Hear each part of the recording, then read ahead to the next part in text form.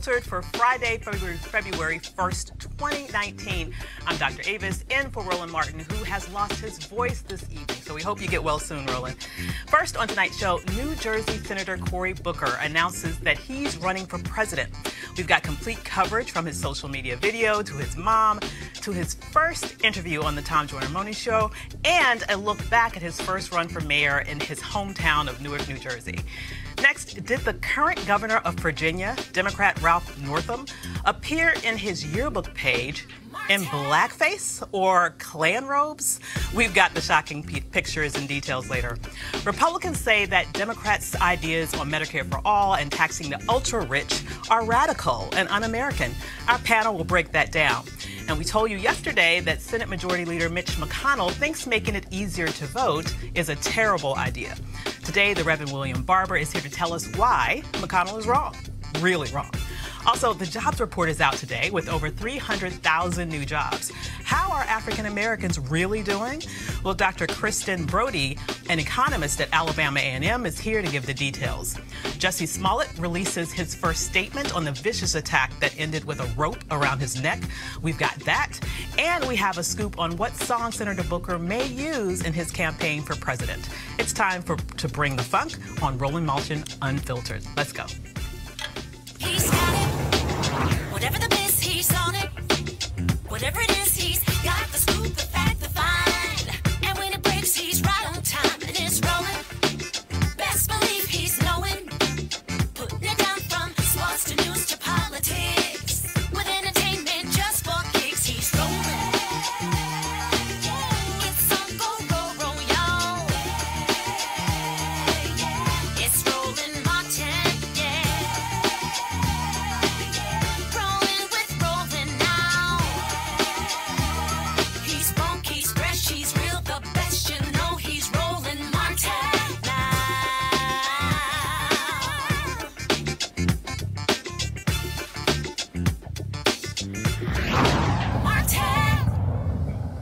New Jersey Senator Cory Booker announced this morning that he is running for president. He joins California Senator Kamala Harris, New York Senator Kirsten Gillibrand, Massachusetts Senator Elizabeth Warren, who will formally announce this weekend, and that's just the senators. There are four others who will be running as well. And specifically with Senator Booker, he put out some social media sort of information this morning. Let's take a look at the video that he released to the world right now. Oh, do we have it or do we not have it? Okay, so we don't have it. Well, we might come back to that.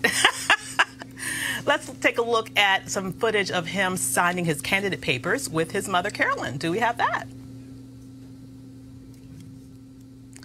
Do we have anything with Cory Booker? Okay. All right, here I go. Come on. The paperwork is signed. Yay. I am official. Official for what, sir? Official for running for president. Okay. Can't take it back now. Somebody grab that before he rips it off. Ah, that's so sweet. Well, Booker announced on the very first day of Black History Month, and it's a good time to remember that a total of 10 African Americans have run for president, including Congresswoman Shirley Chisholm, Reverend Jesse Jackson, Alan Keyes, who was a Republican, Senator Carol Moseley Braun, Reverend Al Sharpton, businessman Herman Cain, Dr. Ben Carson, President Barack Obama, Senator Kamala Harris, and now Senator Cory Booker. The senator appeared on the Tom Jordan Morning Show just minutes after he sent out his social media video this morning, and it was his first interview after announcing. Senator Cory Booker, good morning. Good morning, Tom. It's such an honor to be on your show this morning. Oh, man, the honor's all mine. Roland? All right, Senator. I barely got a voice, but everywhere I go, people keep saying, is Senator Cory Booker going to run for president? The question is, sir, are you going to run for president in 2020? Well, I literally just pushed send on my tweet and Instagram accounts, but this is my first time saying it publicly. I wanted to come on this show, Tom, because of what you mean to so many people in this country. I want everybody to know that I am running for president of the United States of America, and just really excited to do so. We live in a nation where people are beginning to lose faith in what we can do together. Folks are feeling left out. Folks are feeling left behind. And I think too many people are beginning to think that the things that are tearing us apart are stronger than the things holding us together. I'm running for president to change that, to reignite our sense of what's possible, and reignite the moral imagination of what we can become together. I believe in this nation. As difficult as our past has been, we have always overcome. We've got a better future ahead of us if we come together, work together, stand together, and I believe America in the days ahead, we will rise. And that is why you are running for president. Exactly. Exactly. This is the story of my life in many ways. From the time I was just coming out of law school, I ran to places where folks said things couldn't be done. from joining with some of the greatest tenant leaders in America here in the inner city of Newark to take on slumlords that people said couldn't be beat. We beat them. From joining with incredible folks in Newark and out of Newark, in a city that folks were demeaning and degrading and people were given up to, we showed that this city could rise again, and we're now in our biggest period of economic development, of educational improvement. And even down in Washington, D.C., where Roland knows, a lot of people are cynical about what can be done. I went down there not just to talk, but to get things done, and joined with people across the aisle to take the first crack in undoing mass incarceration, to even passing writing a very historic piece of legislation that's going to lead to the biggest investments in low-income areas in our country in decades. So I believe that the history of this country is a testimony to the achievement of the impossible if we stand together, and that's why I'm in this. Senator Cory Booker, this is Sybil Wilkes, and my concern is about who I am as a black woman. And, of course, black women have been the backbone and the greatest supporters of the Democratic Party, not to mention our families and the nation. With a black woman already in the Democratic presidential race, what are you saying to black women and other women of color to get our support? Well, look, my life has been defined by black women. I was born to black parents. From my elders to even in my community. I always say I got my BA from Stanford, but my PhD on the streets of Newark. And anybody who knows our communities know that it's black women that often lead, sustain, nourish, and empower us. And so I'm running for all Americans, but I know that often in the black community, the conditions and the realities are what is a good way, lens with which to view the success of our nation. And so if it's issues from us, unfortunately, leading the industrial world in infant mortality and the death of mothers in the earliest years, to issues of economic empowerment. You know, when I go to my corner bodega, I see women who are working a full-time job but still need food stamps to feed their families. So the reason I'm running is to make sure that the issues of the folks who feel left behind, who feel like they're working harder and harder but having more month at the end of their money than money at the end of their month, that's why I'm standing up and fighting. And at the end of the day, I want to be judged not by my race, not by my gender, but by the content of my character, the spirit I want to bring to this nation, and also by the quality of my ideas. Senator, why are 4 more years of Donald Trump bad for America? Look, you know, everybody, I think, that I talk to when I walk my community is hurting right now. And there are even more people that actually are afraid.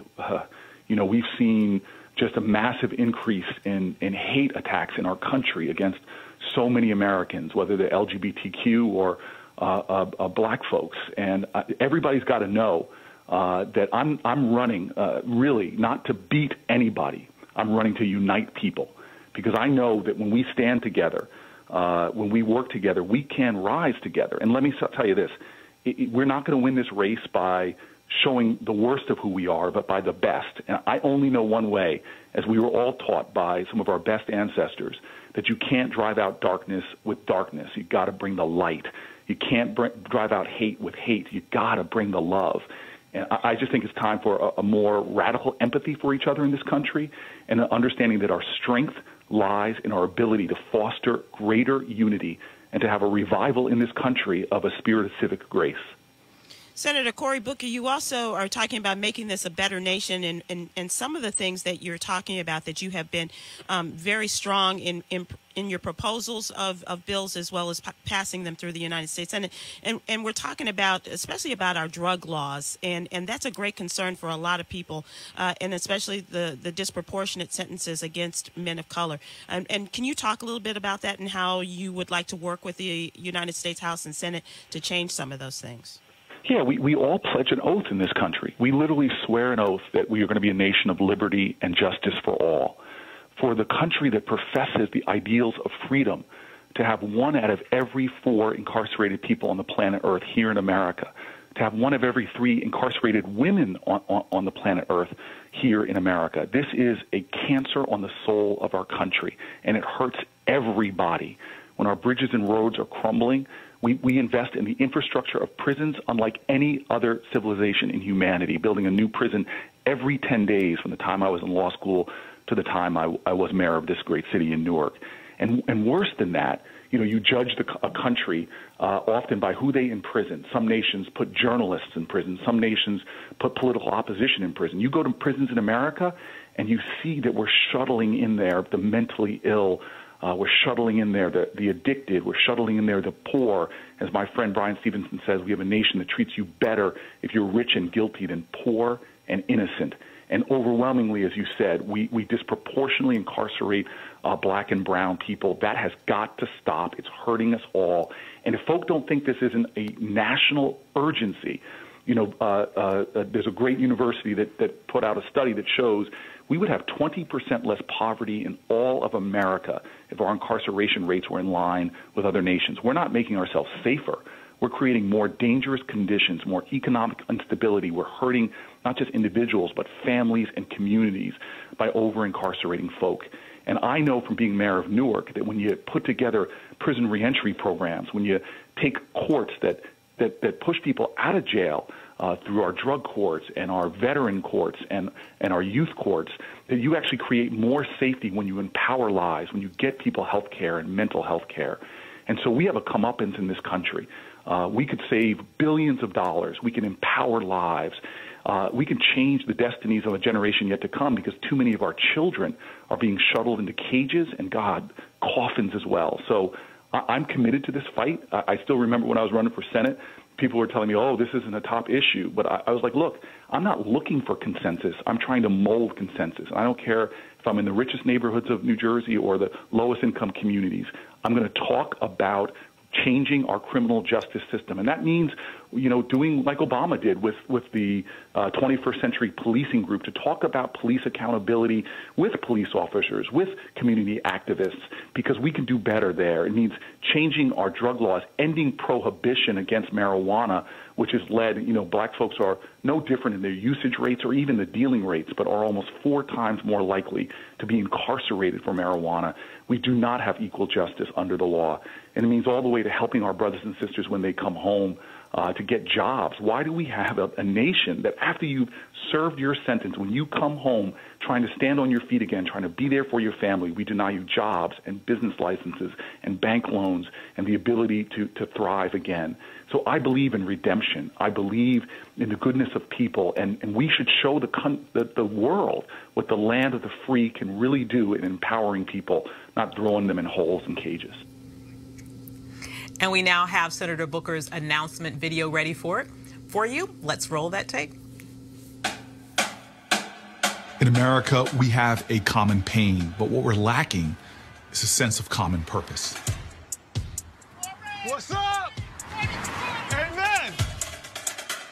I grew up knowing that the only way we can make change is when people come together. When I was a baby, my parents tried to move us into a neighborhood with great public schools, but realtors wouldn't sell us a home because of the color of our skin. A group of white lawyers who had watched the courage of civil rights activists were inspired to help black families in their own community, including mine. And they changed the course of my entire life. Because in America, courage is contagious. My dad told me, boy, never forget where you came from or how many people had to sacrifice to get you where you are. So over 20 years ago, I moved into the Central Ward of Newark to fight slumlords and help families stay in their homes. I still live there today, and I'm the only senator who goes home to a low-income inner-city community, the first community that took a chance on me. We are better when we help each other. The history of our nation is defined by collective action, by interwoven destinies of slaves and abolitionists, of those born here and those who chose America as home, those who took up arms to defend our country, and those who linked arms to challenge and change it. I believe that we can build a country where no one is forgotten, no one is left behind, where parents can put food on the table, where there are good-paying jobs with good benefits in every neighborhood, where our criminal justice system keeps us safe instead of shuffling more children into cages and coffins, where we see the faces of our leaders on television and feel pride, not shame. It is not a matter of can we. It's It's a matter of, do we have the collective will, the American will? I believe we do. Together, we will channel our common pain back into our common purpose. Together, America, we will rise. I'm Cory Booker, and I'm running for President of the United States of America. Looks like we got a race. So joining us on tonight's panel to discuss this and other issues are Janice Mathis, Executive Director of the National Council of Negro Women, Dr. Julianne Malveaux, Economist and President Emerita of Bennett College, and Eugene Craig, CEO of Eugene Craig Group. Thanks a lot for coming, you guys. Appreciate it. Thank you. So what do you? It is a special edition. Things are heating up. So what do you think about Booker's announcement? I think that we're fortunate to have this deep bench of talent. When I look at Warren and Booker and Harris, I think any of them would be better than where we are right now. You got that right. And I think we have to be careful, though, because there are going to be people who oppose health care, who oppose Social Security, who oppose education, who oppose criminal justice reform, who will tell us what's wrong with them. Mm-hmm. And I just hope we have the fortitude to ignore the critics from the peanut gallery who tell us that our talented folk are not talented enough. I'm so glad that you took the high road there. Because I have some other stuff to say, but well, go ahead, you know. No, but in deference to, but you're right. We do have a deep bench of talent. Sure. I am less excited about Cory Booker, frankly, than I am of any of the others. I think that Kamala Harris brings a strong and compelling case.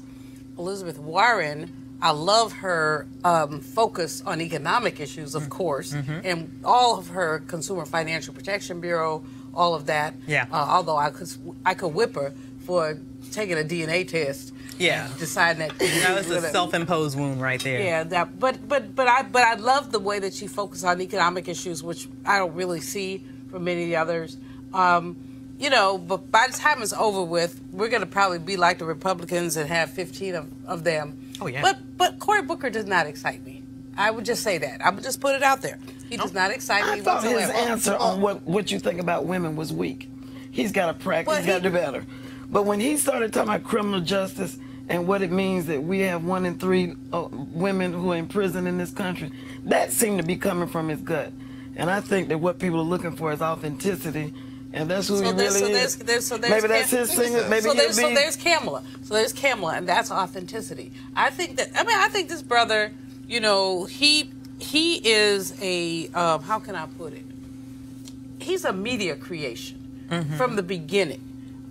He got the New York Times to run for mayor of Newark. And he does this little fake Jake stuff of I'm going to stay in the projects. Now, you know, give me a break. You don't think he lives in the projects, Dr. Malveaux? No, Avis, I do not think that, brother man. That was some fake Jake stuff, and I just think that a lot of his stuff is fake Jake. But you know what?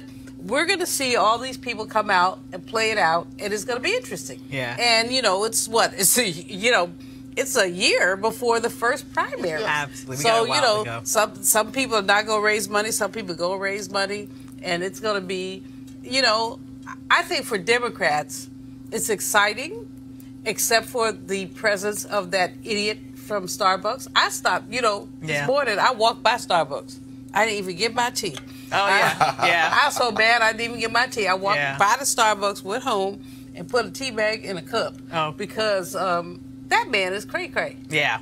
But, so, Eugene, that's the only brother on the panel. What do you think? I've learned not to interrupt grown folk when they're talking. The thing is this. I think Booker brings a lot of value to this race. There is a space on the Democrat side for a centrist, or at least a perceived centrist. The work that he did, he's done when it comes to criminal justice reform, you got to look at it. You got to look at the totality of Cory Booker. Right. He's a former mayor. As a mayor, there is opportunity to be a hyper-partisan, but at the end of the day, you do have to bring folk together to get things done. But when he got elevated to the U.S. Senate, you know, he was not one that was afraid to engage the other side. Spartacus? Yeah, well. Come on now. Yeah, I think that was. That's what I'm talking about, fake Jake. I agree with you. I agree with you there. I agree with you Spartacus there. I mean, he happened to slip out without getting the ethics hit for that moment. But the thing is this, right? When it came to criminal justice reform, you know, you have folks on the right, you know, Freedom Works and R Street that wanted to get things done. You have folks on the left that have been wanting to get done for a long time. Right. He was one of the first that said, hey, you know what? I'm going to go to the other side. Let's form an actual coalition. We talk to our own people in our own language and get this thing done. And here we have the first step back. That's something he could run on. Somebody, I mean, Elizabeth Warren, you know, I like Kamala, you know, some of the other senators that are jumping in this race, Gillibrand, they're going to have issues. You know, senators have issues when they run for higher office defining what was your defining moment as a senator. Bernie Sanders is going to have a major issue. What did you get done in the last 25 years as U.S. Senator? Cory Booker has something concrete he can point to where he's led on. Well, let's talk about that and some of his other issues. Absolutely. One more major thing is this. Yeah. One thing I liked about his video is that he brought the idea of populism back to people of color. That it's not just this, you know, Midwest, you know, white guy left out deal. You know, it's a, hey, you know, folk that are living in our cities are hurting. Folk that are, you know, working, you know, 40, 80 hours a week and still, you know, have to figure out how to put food on the table. Okay, so sweetie, you drank the Kool-Aid. Listen, I'm Team Harris, President Harris 2021. So, yeah. I think that common gain, common purpose, that's a good alliterative phrase. That's gonna play. Yeah.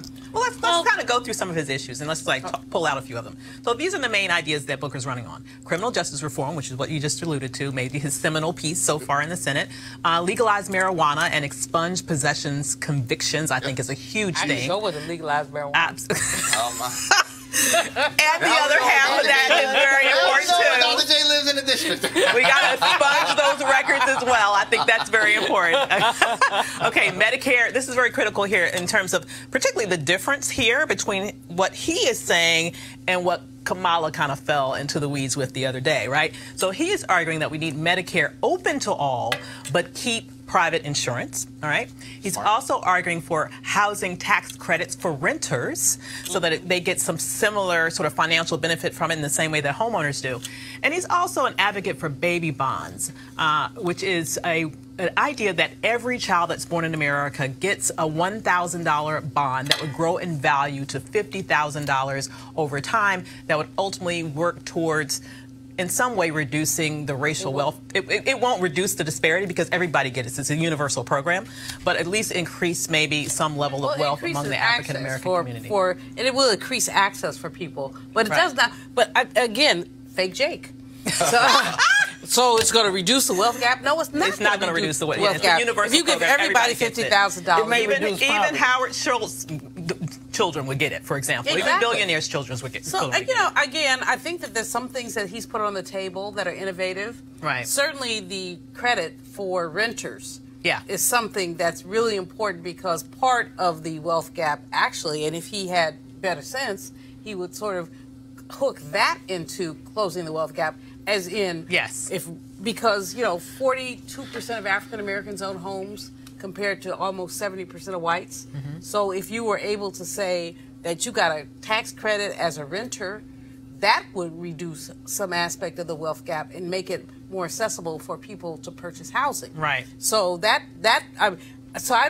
just don't see that that's something he could spin. It's something that economists, progressive economists would really, like me, would really sort of get into, but he hasn't not really spun that. I just find, you know, I'm thinking back to 2016 and thinking back to his speech at the Democratic Convention. I just found it less than. So you're not in love with him? That's what I'm hearing. Honey, I didn't even like with him. You're not even in like with him. No.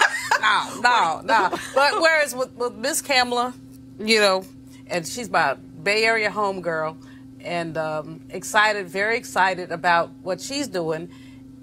And I'm excited, however, more about what's going on. In other words... Okay. One other thing I want to point out before we move on to the next subject. Here we now have 2 black people running for president. We may end up with a third if Eric Holder decides to join in. What does this mean for the black vote in terms of fracturing the black vote moving into South Carolina? Does this sort of sentence all of them to not being victorious in their runs for president? I don't think so. Is from South Carolina. I'll say this. I don't think so. I mean, I am of the mind that Kamala probably runs away with this at South Carolina, California. But I do think that with the race being what it is, you know, probably end up with 20-odd people in this thing. Yeah. That, you know, you can walk out of there with 20, 30%. and then keep moving forward. Mm-hmm. And it's going to a broker convention. I do think part of the discussion that needs to take place over the next year is that with both, 2 of the 3 black U.S. senators running, there needs to be a new bench of black U.S. senators elected to the U.S. Senate. Because the idea is this, they both run for president, whoever wins, they're both probably going to get tapped for secretaryships. Yeah. For appointments. That's true. If they want them. If they want them. Yeah. And they may not, because we do have the precedent of people running for president and staying in the Senate because they have more power there. Absolutely. But Janice is from South Carolina. Well, and across the South, half the Democrats in the South are African American. Right. At least half. So you got 2 black candidates. So they split the black vote. They still got, I agree with your figure, about 20% or thereabouts. So they still going to be the top vote getters, even if they split it, assuming they split it relatively evenly. Yeah, sounds good. And I think that Campbell is far more compelling than Booker is. Of course, my biases are showing. I'm loving that you're loving the AKA, Dr. Malvo. Well, every now and then, you people have some sense. Every now and then, you people, but we got the Delta AKA thing going. I just have to keep reiterating. Kellyanne Conway was saying something today about how she thought it was disrespectful of Booker to run against the women and all that. She can't tell us nothing. No. She need to send her what the guy say? Fall back. Fall back. She need to step her. So we got to move on, you guys. We got a full show today. So yesterday we told you about H.R. 1. The bill in the House of Representatives would reform campaign finances and government ethics. It also focuses on expanding voting rights, including making Election Day a national holiday. That is not a revolutionary idea. Plenty of countries do that, right? And that would allow voter registration on Election Day as well and online. But the idea of making it easy for people to vote is really troubling for some Republicans. Big surprise there. We showed you Senate Majority Leader Mitch McConnell of Kentucky trashing it on the Senate floor. We're going to show it again, and then we'll talk to the Reverend William Barber on the other side. Their bill would make Election Day a new paid holiday for government workers and created an additional brand new paid leave benefit for up to 6 days for any federal bureaucrat who decides they'd like to hang out at the polls during any election. Just what America needs, another paid holiday and a bunch of government workers being paid to go out and work. I assume our colleagues on the other side on their campaigns. This is the Democrat plan to restore democracy?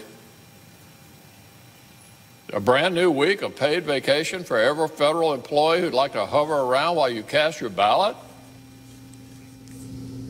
Just what Americans don't want, another paid holiday. Right. So joining us now by phone is Reverend William Barber, President of Repairers of the Breach. Reverend Barber, welcome to Roland Martin Unfiltered. Well, thank you so much. Thanks so much. Tell Roland I'm thinking about it. About the voice issue, but we certainly are. You know, I listened to McConnell and sound like a modern day George Wallace, standing between voting rights and the people. Senators and members of the Congress are the last ones to talk about people being on vacation, as many vacations that they take. That's number one. Number two, we have vacations for dead presidents, but we don't want to have an election day to vote for living people who are running for president. But I think also we have to be careful because, everything they do is strategic. So he comes out and he focuses on the national holiday, which is just one piece of it. But he doesn't also talk about this bill is talking about making same-day registration. A fixture or automatic registration at 18, a part of it, or a paper trail, so that you don't just have an electronic trail, electronically, what the votes come, but you actually have a paper trail. They're also talking about nullifying photo ID by simply having signature attestation if you don't have an ID, which is fact what we had in North Carolina before they started messing with things. We had signature attestation. If you lied, you got a 5-year felony. We had no cases at all of so-called voter fraud. So, it's to hear him stand there and joke and laugh. Actually, I don't think he was laughing because it was funny. He's laughing because he's scared. The reality is, you're talking about the South. Yeah. If you register 30% of the unregistered black voters in the South and can connect them with poor whites, progressive poor whites, and working class whites and Latinos, you have a whole new political map. That's what we're focusing on in the Poor People's Campaign. If that were to happen, North Carolina, Georgia, Florida, Texas, Virginia, and possibly Alabama, and even maybe Mississippi, new battlegrounds. I mean, they flip. They're not. None of those states are really red states. They're unorganized voter suppression states. And the Republicans know that because they have counted on 13 southern states for the last 50 years to ensure them 171 electoral votes going into any presidential election. That's been their game plan. On the flip side, lastly, I'm concerned, though, about Democrats because I haven't read in this bill, and I haven't read it all the way, that them talking about fully restoring the Voting Rights Act. Because without restoring the Voting Rights Act, we don't have pre-clearance. And they've had over 5 years to do that ever since June 25th, 2013. Lastly, in this bill, they talk about throwing redistricting to an independent group. But just throwing it independent, taking it out of the hands of state legislatures without putting some clear guidance as it relates to race is not enough, because all of this is based on race. I mean, this is not about blocking Democrats from the vote. Voter suppression is about people of color, period. It affects, white people. In fact, one of the ways it affects white people is people who get elected through voter suppression, suppressing the vote of black people. Once they get elected, they pass policies that mostly negatively hurt white people. Yep. Absolutely. And that's the story and the things we've got to begin to organize and teach around. That's what we're doing, the Poor People's Campaign. We're actually looking now at every district in the country, voting area, where just a 3 or 5% increase in the number of poor people voting and properly politicized could fundamentally change elections all across the board. So I'm glad to see this H1 bill.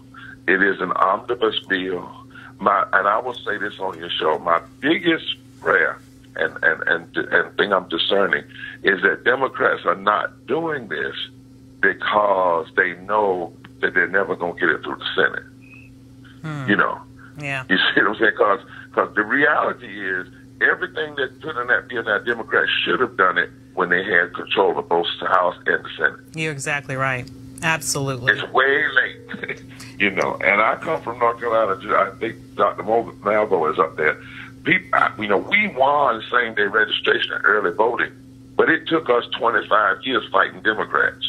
I hear you. Absolutely. You know what I'm saying? Absolutely. It took Democrats were going to control it. It took us 25 years. Now, everybody talks about what the Republicans have done now, or the extremists who call themselves Republicans, and how they gutted voting laws after Shelby in North Carolina and all over the country. 26 states have passed voter suppression laws since 2010. Many have done it since 2013. But the reality is we had to fight Democrats for 25 years. And even in this recent election, look, we're doing some analysis now of not what did the voter suppression people do in Georgia and Florida and in Mississippi, but what didn't Democrats do? Yep. Come on, Rev. I'm telling you. Thank you so much for bringing that up. Did they really put the kind of troops in there with Stacey and kill them early? Did they really support EPSI? Trump put 150 workers on the ground in Mississippi. I don't think the National Party did any of that. And EPSI turned 4 Trump districts in Mississippi without any real help. Yeah. So you see what I'm saying? So I'm glad we're talking about this. It's the most underreported story that we've been talking about in the national news. We talk about Russia, but the reality is Trump did not win because of Russia.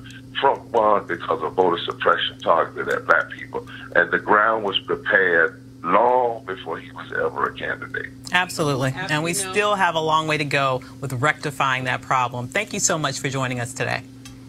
Thank you so much. Take care now. Absolutely. I'm gonna call you. I love you. Absolutely. So out late this afternoon, the newspaper, the Virginia Pilot, published this page from Virginia Governor Ralph Northam's medical school yearbook. Here he is. The 3 shots on the left of the screen are of Northam. The people on the left in blackface and a Klan robe and hood are hard to identify. The quote says, "There are more old drunks than old doctors in the world, so I think I'll have another beer." The GOP in Virginia is calling on Northam to resign if that is him in blackface. So, well, we can confirm that it's him. He just released a statement saying that it is him. Yeah. Yeah. I think a couple things. First, Gillespie's Oppo team is probably like literally shooting themselves like right now. In the foot. And honestly, if you missed this, probably shouldn't be hired again. Yeah. But I think he probably should step aside. I'm gonna tell you why. Resign as governor? I think he should resign as governor. Give us Governor Fairfax. I'm gonna tell you why. We need to keep the same energy regardless of party. When Republicans do fuckery like this, resign. Right. When DeSantis, Secretary of State, had blackface, and look, get him up out of there. That's right. There has to be a zero tolerance policy as a culture, when it comes to stuff like this. So I think Governor Northam should resign. Looking to negotiate his exit or whatever. But we have to keep the same energy regardless of party, as a culture. Absolutely, because we just had the Secretary of State, as you mentioned, of Florida, caught in a similar scandal, and he's out of here. So I'm kind of ready for another black governor of Virginia. I would love to see Justin as the governor of Virginia. Absolutely. And I do think that this, the thing that gets me that I don't think we all get is the extent to which racism and blackface and all this is woven into the very fabric of our nation. Yeah. Yes, he should step aside, but there's more than that. Just saying step aside there has to be a moment when we sort of say none of this stuff makes any sense. Right. These Confederate flags, the blackface, the killing of our young people. I mean, all of this is connected. The attack on Jussie Smollett, all of this stuff is connected. And so just stepping aside, I would certainly support that. And I agree with you that it's a bipartisan, we shouldn't say it's okay for one and not the other. Right. But I think it's more than just stepping aside. It's really about how do we begin to unpack this crap and to make it clear that it's unacceptable when people walk around with these MAGA hats on their heads, talking smack to people, whether it's an elder Indian on the National Mall or one of our beloved actors who stood up for better college, one of our beloved actors who's walking the streets of Chicago. Absolutely. So yes, step aside, but more than that.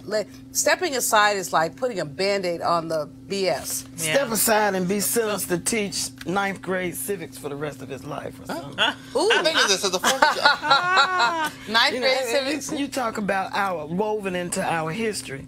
Thomas Jefferson said, "I fear that God is just." About thinking about the way black folk were being treated in the United States. This has been the deal from the get-go. And I guess I get a little frustrated because I think about what Michelle Obama said. I'm really proud of my country for the first time, and she had to take it back, but she was telling God's whole truth. But tell you what, I ain't never been proud of my country. Well, but the point is, you're also not that is bringing up a history you're also that not we don't want to face. And it is part and parcel Absolutely. of America. You can't tell America's story without it. Yeah, absolutely. And so part of that story still is this issue of we are continuing to fight for the vote. And so we have a little bit of a clip from Kristen Clark, president of the Lawyers Committee of Civil Rights under Law, who shared this story on social media. So in Texas last week, Friday, the Secretary of State's office revealed a really alarming press release. And it was filled with all kinds of wild allegations. And in particular, they alleged that there were more than 90,000 non-citizens on the registration rolls and alleged that about 50,000 of them had voted in elections. As voting rights lawyers, we know that when these kinds of claims are made, that they're often false and baseless. They're put out there to cause alarm and lay the groundwork for voter suppression. And we are starting to see that that is the case here. Ken Paxton, the Attorney General, threatened to prosecute any non-citizen that turned out to vote. But in the intervening days, what the state has done is they've given the list out to counties and said, we want you to review your rolls and begin a process that would purge or remove these people from the rolls. And already election officials around the state are pushing back and are saying, you're wrong. These people are citizens. In Texas, non-citizens are eligible to get driver's licenses, and many of them do that. Those licenses are good for 6 years, and indeed many of these people are people who became citizens over that time period. It was reckless and irresponsible for Texas to put out these numbers. They were retweeted by Trump over the weekend, and this is the ugly voter suppression that we're up against in this era in 2019. Officials who would irresponsibly put out false claims of vote fraud because they want to chill the vote. They want to push more restrictions that would make it harder for people to vote.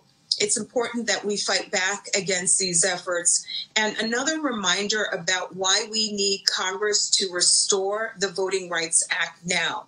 Because since the Supreme Court cut out the heart of the Voting Rights Act in a brutal 2013 decision, we have seen officials in Texas and in other parts of the country racing forward with these ugly tactics time and time again that are all about locking people of color out of the ballot box. Sound familiar, you guys? Any quick reactions before we go to break? I remember seeing this come across over the last week or so, and I just thought it was absurd. You know, the only voting rights, the only voter fraud that's been prosecuted has been prosecuted by Republican voters. People that have been registered Republican that actually voted for the Attorney General. You know, Eugene, go away. Let's go away. You know, what bothers me here is the extent to which ordinary voters have been tagged as illegal for any number of reasons. Right. And here in Texas, but in Texas, where, you know, clearly you have a black-brown issue going on, you're really looking at some challenges. I think that that's why this H.R. 1 is so extremely important, and why we must, Kristen's comments are just right on time. We need to restore the Voting Rights Act. It's not time to throw it away. We see basically shenanigans happening, and the shenanigans are about voter suppression. Absolutely. And I think, though, H.R. 1 still needs to be augmented to include more about the Voting Rights Act. Well, I think I may have a scoop for you, Avis. All right. There's going to be an H.R. 4 aimed squarely at restoring Section 4 of the Voting Rights Act. Excellent. And a dear friend of ours, Congresswoman Marsha Fudge, has been appointed chair of the elections. Just for the records. But she's not running for president. She don't need to run for president. She makes a difference wherever she is. I love her. She's been appointed chair of the Elections Subcommittee of House Administration, and she's convened a group of folk to give her advice and counsel. And there are going to be hearings in 10 cities around the country on why we need to restore the Voting Rights Act. So get your stories together. That's what they're gathering evidence, so that when they get to the Supreme Court, they'll have a story to tell about why we need Section 4 now. Yeah. Excellent. H.R. 4, look out for it. H.R. 4. We got our marching orders. We need to support that. We'll be back in a minute. You want to check out Roland Martin Unfiltered? YouTube.com/Roland S. Martin. And subscribe to our YouTube channel. There's only one daily digital show out here that keeps it black and keep it real. It's Roland Martin Unfiltered. See that name right there? Roland Martin Unfiltered. Like, share, and subscribe to our YouTube channel. That's YouTube.com/Roland S. Martin. And don't forget to turn on your notifications so when we go live, you'll know it.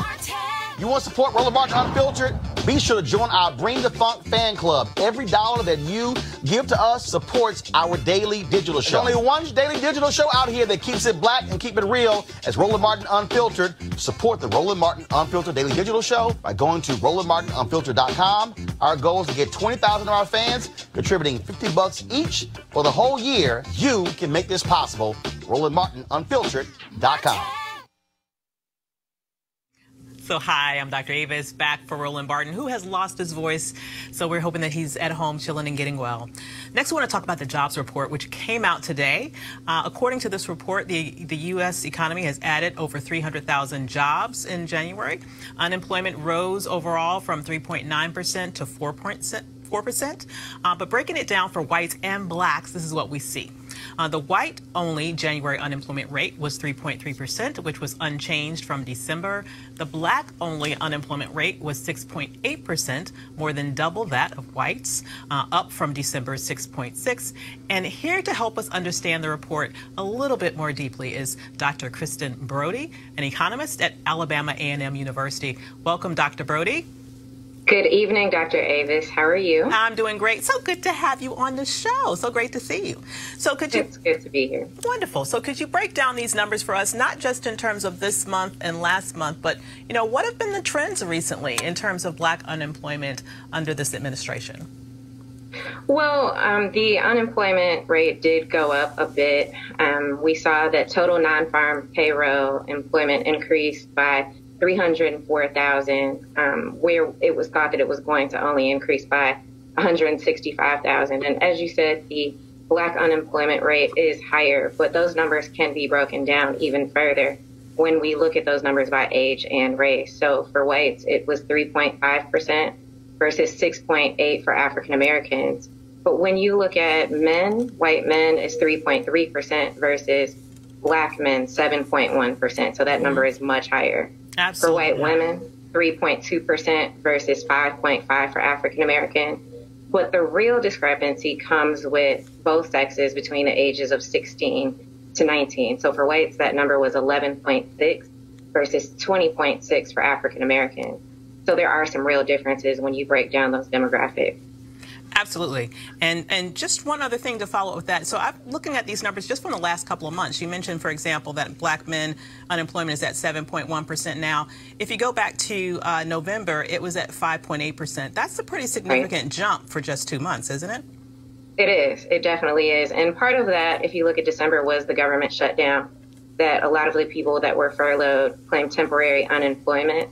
So that's part of it. But it also goes to differences in education that we've seen since 2000, differences in incarceration rate, education levels, and just pure discrimination and bias. Gotcha. Those things definitely make a difference. So economist to economist, Dr. Malveaux has a question for you. So have you looked at the MPOPs? How are you? It's good to see you. Good to see you. The employment population ratios are what concern me more than the actual unemployment rates. The fact that there's a gap, especially among men, between the percentage of the population that's employed, the MPOP. So having looked at that, what can you say about that, and why should we be concerned about that as well? Well, I think that when you just look at the unemployment numbers and whether they've gone up or down, it doesn't consider how many people have entered or left the workforce. Furthermore, how many people are temporarily employed, and also those who have left the workforce or are counted as discouraged workers. And in fact, the number of part-time people who are employed part-time due to economic reasons has increased. And so a lot of African Americans are going to fall into that. But those numbers aren't counted in the pure unemployment rate. But we end up with this gap, especially among men, that concerns me. For white men, you have an MPOP of something that's almost 70%. But for black men, as an example, you have an MPOP that is 62, 63, 64. Women, it's about the same. So the percentage of people who are unemployed is concerning, especially because they're not absorbed in the unemployment rate. Could you go into a little bit more depth about MPOP so that the audience understands what you're referring to? It's the employment population ratio. So it's the percentage of the population that is employed. And so that to me is a better number to gauge engagement in the labor market than the unemployment rate. That's true, because the unemployment rate does not include people who have stopped looking for work, correct? And the employment population ratio really says what percentage of the population is engaged in the labor market. And it's a really important number. And I know, my sister, because you are a labor economist also, that you've looked at some of this. You picked up the 16 to 19, which is really important. But I'm equally concerned with the prime-aged gap in the employment population ratio. Agree. I agree with you. That is definitely an issue. And I guess, again, when you look at the trends, increases in education have helped, but African Americans are still further behind whites in terms of educational attainment at the bachelor's level. We still deal with discrimination. We still deal with segregation. And furthermore, African Americans and Latinos are more likely to lose their jobs when bad things start happening. So all of those things contribute to those gaps. Absolutely. Well, thank you so much, Dr. Brody. It's been great having you on the show. Thank you for having me. Wonderful. Well, we have an update for you today in the Jussie Smollett case.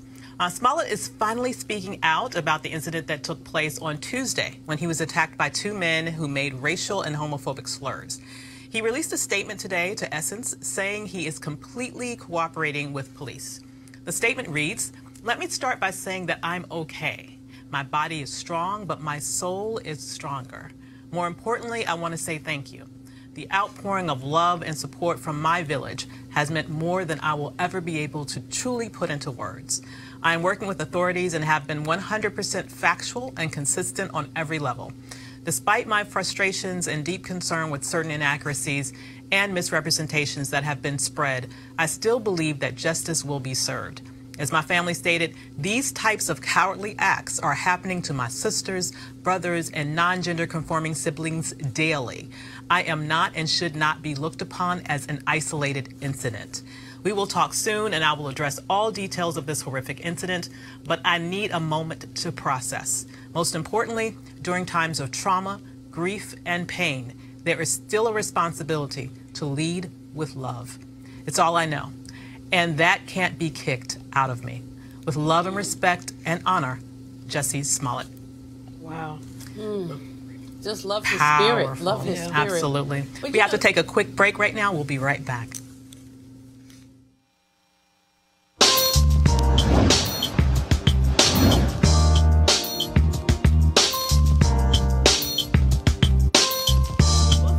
Cookman is located in Daytona Beach, Florida. It was founded in 1904, so this is HBCU Giving Day.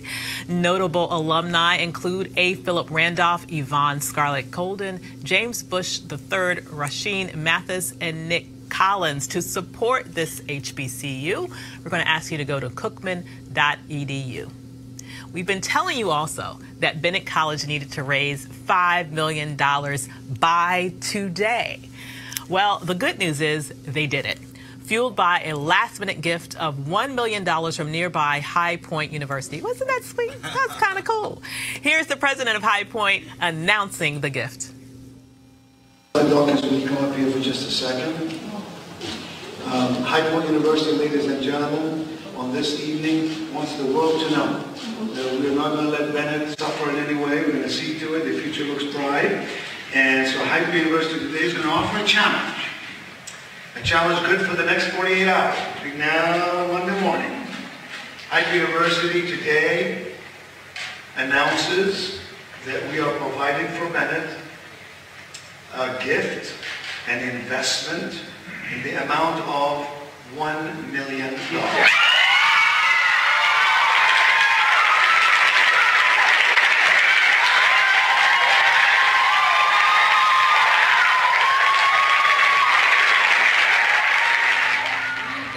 That is so wonderful. He's such President a cool guy. Emeritus. Yeah, that's I got my blue on today for Bennett. Awesome. You know, if you see me without red or orange, something going on. So I was channeling Bennett, and Nito Cobain is just an amazing person. Wow. He was president at High Point when I was at Bennett, and he is just personally wealthy, but also done so much for his campus, and has always looked into partnerships. So I'm just grateful. That's beautiful. Just really grateful, and there are about a dozen colleges in the area, in the I forget what they call it, the Piedmont Triangle. The 5 or 6 in Greensboro. Then you've got High Point, and you've got the other one. I forget. A&T? No. Well, I didn't forget. A&T's in Greensboro. Then you've got High Point. Then you've got one other. And between them, it's a dozen. Right. And the presidents there tend to be very close. That's Meet good. once a year together, do dinner together. And I mean, I'm going to call Nito when I get home and just say, dude, I love you. But he knows I love him anyway. But that's just so amazing. But Bennett has, it's bigger than Bennett. Bennett had the challenge of raising $5 million to go to Saks and say that we have the money. But that's a short-term issue. The long-term issue is that none of our small HBCUs have the endowments that we need to have. Right. And that black people, we have $1.3 trillion in the black community. Bennett needed $5 million. How come this couldn't have come from us? Yeah. How come we can't talk about embracing our institutions? Well, let me say that NCNW did do an appeal. Yes, you did. Social media appeal, and it was very successful. And so it was just a drop in the bucket, but we do. Every drop helps. It does help. And I do think that you're right. We need to invest more. But I do think a lot of people contributed to this need and answered that call. To everyone who answered the call, thank you. Absolutely. All right. So earlier in the show, I don't even dance real well. So what is it that my friend Stacey Patton is trying to floss? What is flossing? Flossing. That's a whole other dance. Okay. It'll take a while to teach it. It'll take a while to teach it. I'm too old. But anyway, whatever. Earlier in the show, we heard the interview with Senator Cory Booker on the Tom Joyner Morning Show. Well, that was not all of it. Sybil Wilkes had this one last question. On a lighter note, Senator Cory Booker, you just mentioned President Obama. He had a pretty nice playlist. Do you have a theme song picked out for yourself already? Something off of your iPod, as it were? I want to tell you, I'm the hip-hop generation, and I give a lot of deference to that. But this last week, leading up to this day, all I've been listening to is gospel. Oh, okay. I know. The power of prayer is great, isn't it? Amen. Amen. Hallelujah. And what's the gospel song you're listening to most? You know what? Kurt Franklin has this great song called Stand. And we all know that through the storms and through the dark of night, we stand strong, we stand together, we will rise. Well, DJ Request is going to play it for you. And there's talk of Hillary running. You might want to get Ludacris on your list. Move, get out the way. Senator Cory Booker announcing that he's running for president in 2020 on the Tom Joyner Morning Show. My man. Well, I'm Dr. Avis, in for Roland Martin, who will be back to bring the funk on Monday. Have a great weekend. Holla.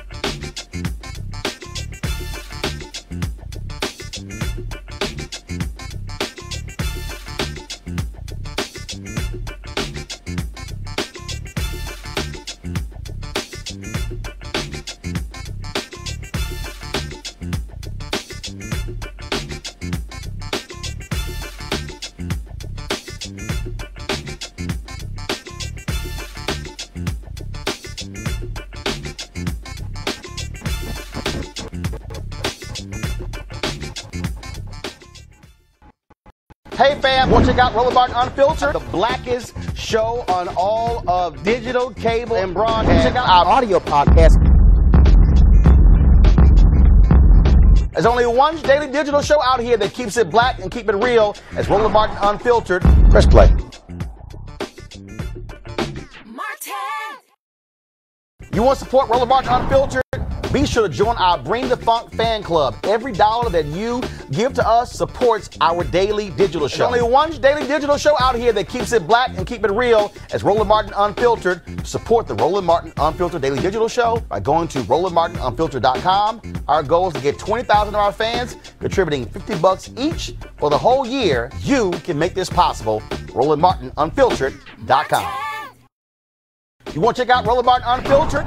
YouTube.com/Roland S. Martin. And subscribe to our YouTube channel. There's only one daily digital show out here that keeps it black and keep it real. It's Roland Martin Unfiltered. See that name right there? Roland Martin Unfiltered. Like, share, and subscribe to our YouTube channel. That's YouTube.com/Roland S. Martin. And don't forget to turn on your notifications so when we go live, you'll know it.